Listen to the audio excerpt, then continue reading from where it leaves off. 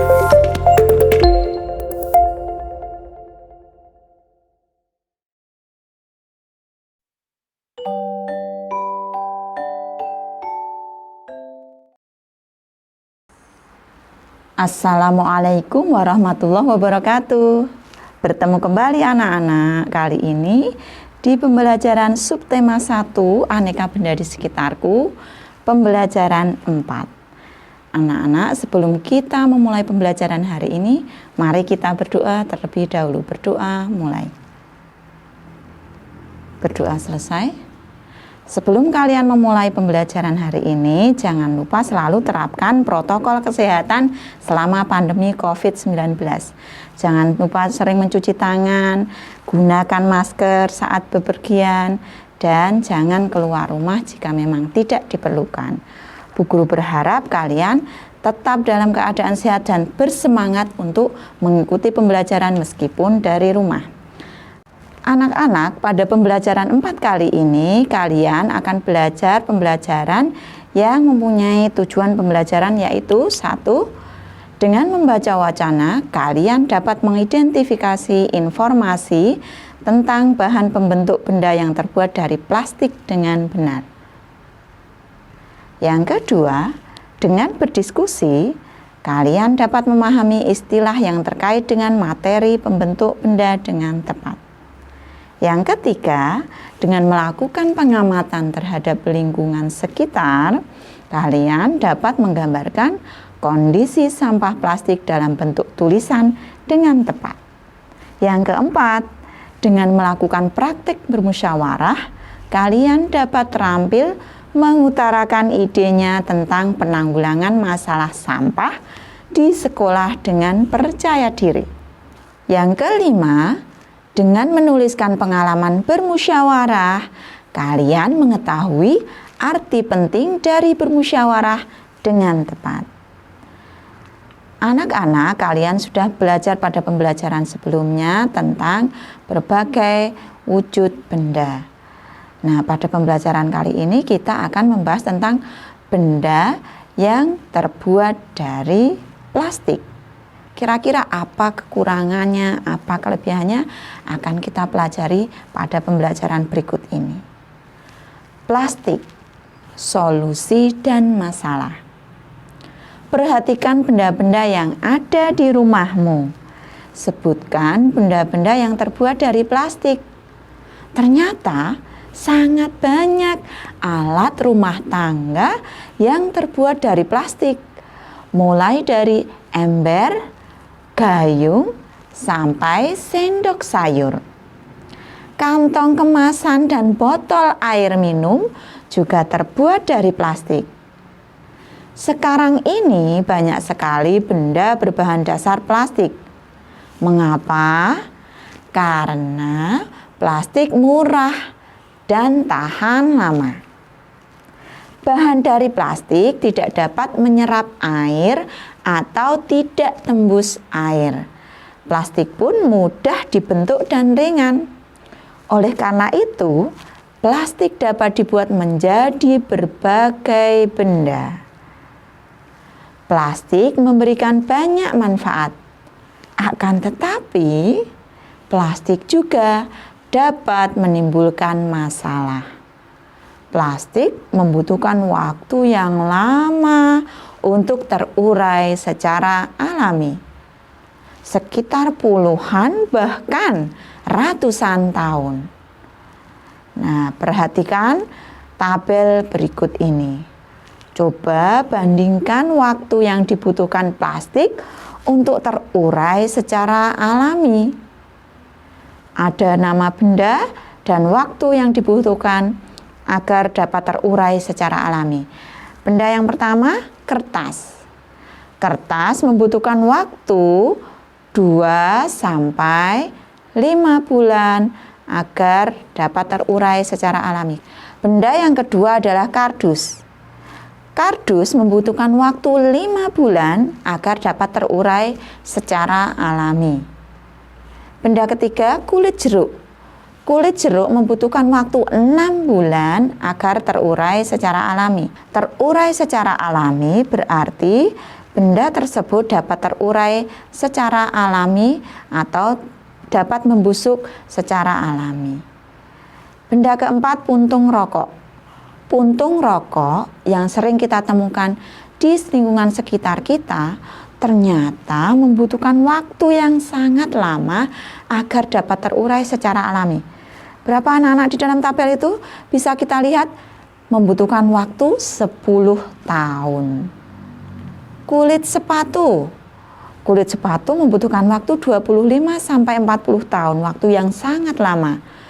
Plastik sejenis bungkus deterjen membutuhkan waktu 50 sampai 80 tahun. Plastik yang lain juga membutuhkan waktu 50 sampai 100 tahun. Kaleng soft drink yang terbuat dari aluminium, waktu terurainya 80 sampai 100 tahun. Aluminium 80 sampai 100 tahun, baterai 100 tahun. Kantong plastik atau tas kresek yang sering kita gunakan untuk membawa barang belanjaan ternyata juga membutuhkan waktu yang lama, 10 sampai 20 tahun. Dan yang terakhir, benda yang terakhir yang ada di dalam tabel adalah styrofoam. Ternyata styrofoam tidak dapat diuraikan. Nah, kalian bisa membayangkan apabila membuang kantong plastik sekarang, ternyata kantong plastik yang kalian buang akan terurai lagi itu 10 sampai 20 tahun yang akan datang. Nah, untuk mengurangi sampah plastik dapat dilakukan dengan 3 cara. Cara tersebut yaitu reduce atau mengurangi, reuse menggunakan kembali, dan recycle mendaur ulang. Apa itu 3 cara tersebut? Reduce adalah mengurangi penggunaan plastik.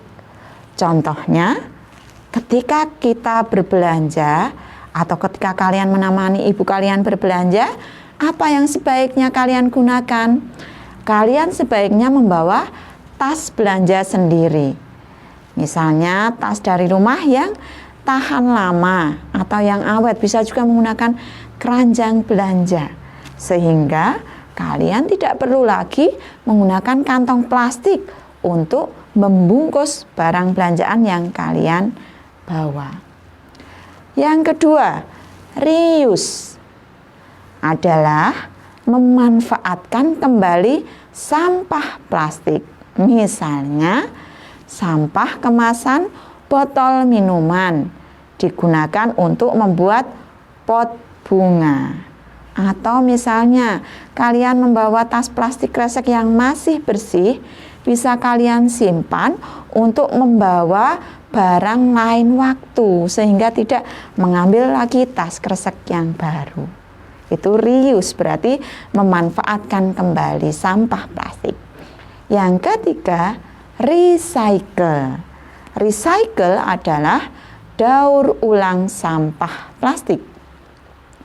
Biasanya dilakukan di pabrik.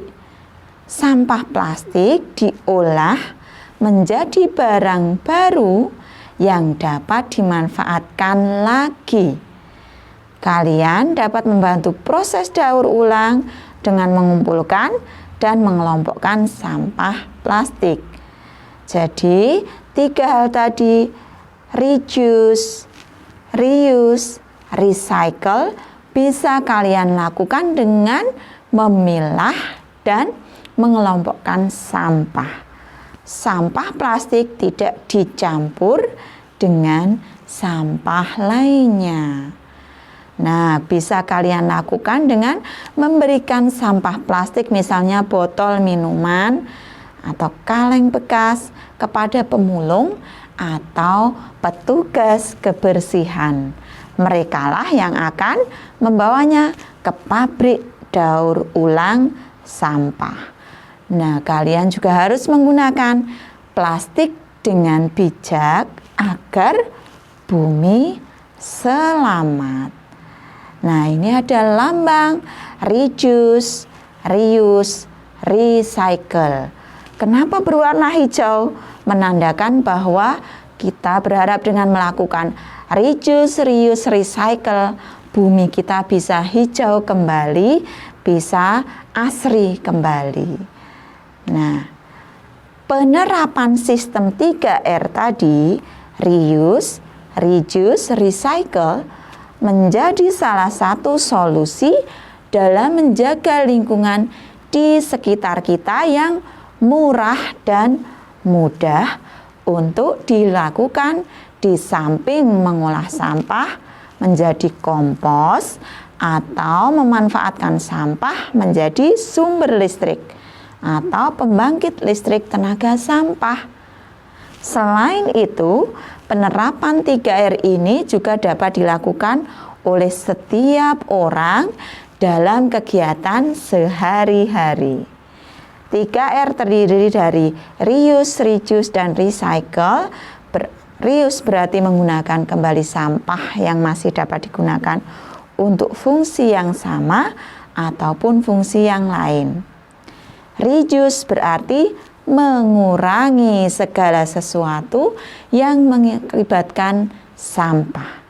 Dan recycle berarti mengolah kembali atau daur ulang sampah menjadi barang atau produk baru yang bermanfaat. Nah, kalian sudah membaca wacana yang ada di teks buku kalian. Kalian harus dapat mengurangi dan membatasi penggunaan bahan-bahan dari plastik dengan berpedoman pada tadi 3R, reduce, reuse, recycle. Nah, kalian bisa berdiskusi dengan orang tua kalian atau dengan kakak kalian, karena ini masih pembelajaran di rumah, apa yang bisa dilakukan untuk reduce, reuse, dan recycle. Tuliskan hasilnya pada tabel yang telah kalian buat pada buku tulis kalian. Kalian juga bisa mengamati lingkungan di sekitar kalian. Apakah banyak sampah plastik atau kantong kemasan makanan dan minuman di lingkungan kalian? Kalian bisa menuliskan lokasinya, kemudian sampah plastik kemasan makanannya ada banyak atau tidak, ataukah sampah plastik kemasan minuman.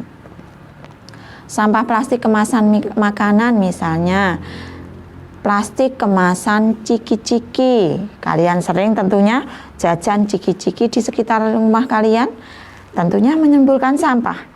Kalian bisa amati dan amati di lingkungan tempat tinggal kalian, bisa kalian tuliskan di tabel yang sudah kalian buat, tentunya dengan bantuan orang tua kalian. Nah, setelah kalian melakukan pengamatan di lingkungan sekitar kalian, kalian bisa menceritakan hasil pengamatan kalian secara tertulis di buku tulis kalian. Jangan lupa, apa anak-anak? Iya, penggunaan huruf kapital dan tanda baca yang benar. Tanda baca koma, tanda baca titik, dan penggunaan huruf kapital. Penggunaan huruf kapital pada awal kalimat, nama orang, nama tempat, nama kota, dan lain sebagainya. Harus perhatikan penggunaan huruf kapital dan tanda baca yang tepat. Tuliskan di buku tulis kalian dengan rapi sehingga dapat terbaca oleh guru kalian.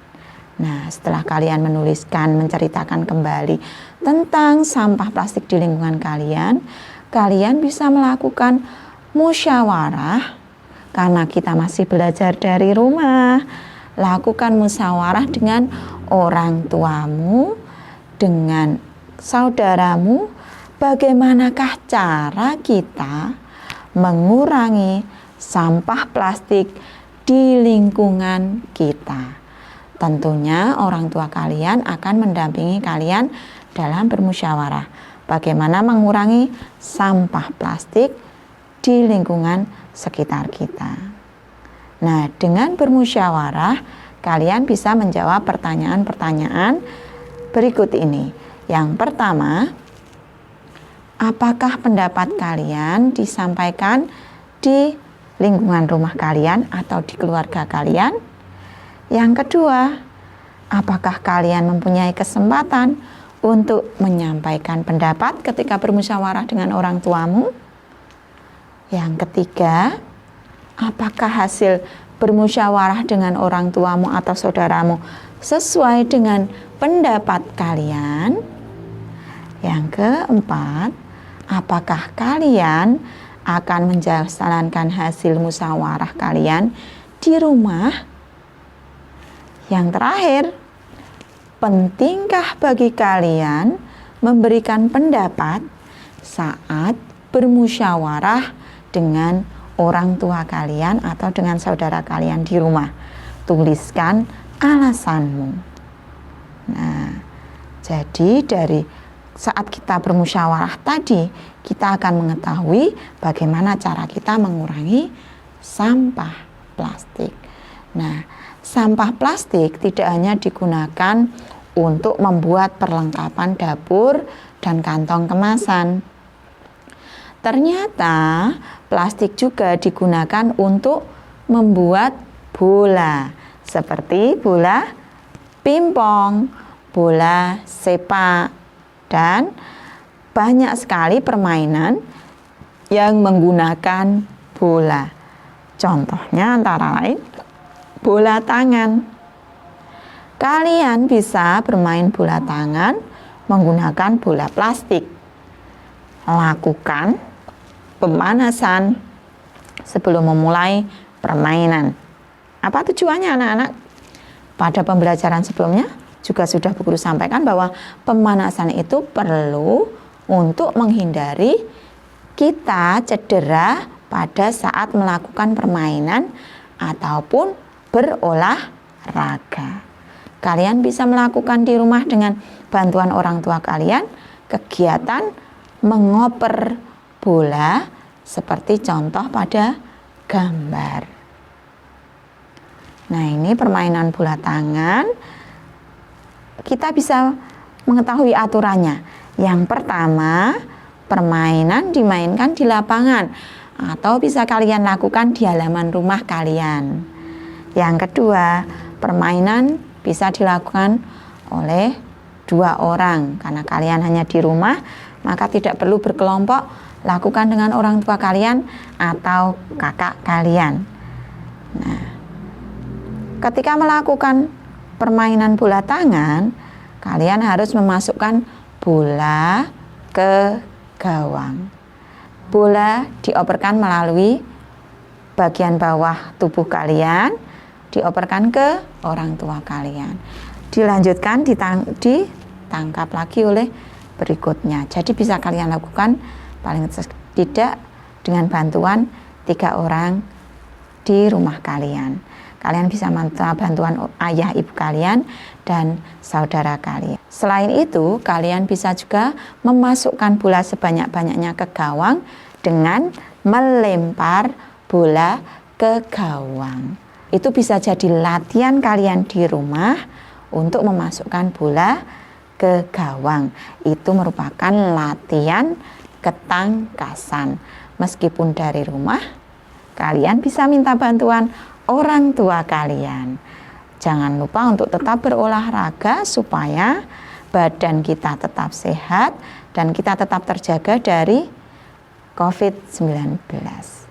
Nah, kalian bisa dibantu orang tua kalian untuk mencermati sampah plastik yang ada di rumah kalian. Sebaiknya kalian memulai dengan melakukan pemilahan sampah di lingkungan rumah kalian. Pisahkan sampah plastik yang dapat didaur ulang dengan sampah plastik lainnya. Kalian bisa meminta petunjuk orang tuamu sehingga kita bisa ikut andil dalam mengurangi penggunaan sampah plastik di lingkungan rumah kita. Demikian anak-anak dari apa yang sudah kita pelajari hari ini.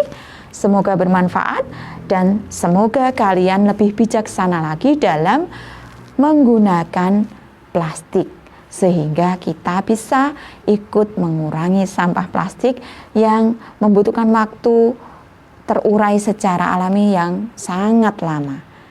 Demikian dari Bu Guru, semoga bermanfaat untuk pembelajaran hari ini. Bu Guru akhiri, wassalamualaikum warahmatullahi wabarakatuh.